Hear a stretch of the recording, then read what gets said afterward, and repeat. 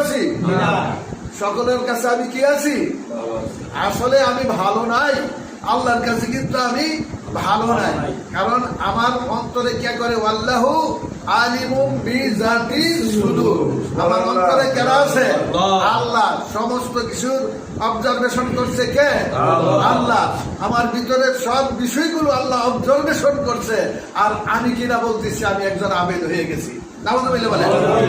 আমার এই কুকর্ম গুলো নামাজের ভিতরে, এখন নামাজের ভিতরে এই কুকর্ম গুলো হয়ে যাচ্ছে, কিন্তু আমি নিয়ন্ত্রণ করতে পারছি না। আসলে কি এটা নিয়ন্ত্রণ করার ইলম অর্জন করার দরকার আছে কি না? ইলম অর্জন করার দরকার আছে, বিষয়গুলা নামাজের ভিতরে আল্লাহ দিয়ে দিচ্ছে।